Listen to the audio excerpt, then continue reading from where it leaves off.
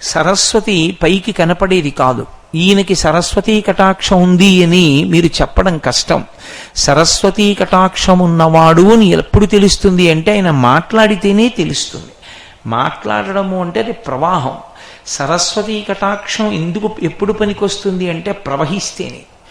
తాను నేర్చుకున్నది 10 మందికి చెప్పాడనుకోండి, 10 మంది అది విని మంచి మార్గంలో నడుస్తారు. ఆ 10 మందిలో ఇంకో 2 ఇంకో 10 మందికి చెప్తారు. అప్పుడు ప్రవాహంగా వెళ్ళినటువంటి సరస్వతి కొన్ని వేల మందిని మార్చడానికి పనికొస్తుంది. మీరు చూడండి, నది ఉత్పత్తి స్థానం ఎక్కడో ఉంటుంది, ఎక్కడో ఒక చోట పుడుతుంది నది. పుట్టినటువంటి నది అక్కడికి పరిమితం అవ్వదు, ప్రవహిస్తుంది. ప్రవహించే లక్షణం నదికి ఉంటుంది కాబట్టి నది వలన ప్రయోజనం ఉంటుంది. ఆ ప్రవహించినటువంటి నది ఎన్నో ప్రాంతములను గుండా వెళ్ళిపోతుంది. వెళ్ళిపోయినప్పుడు మళ్ళీ దానికి కాలవలు, ఏర్లు, ఉప ఏర్లు,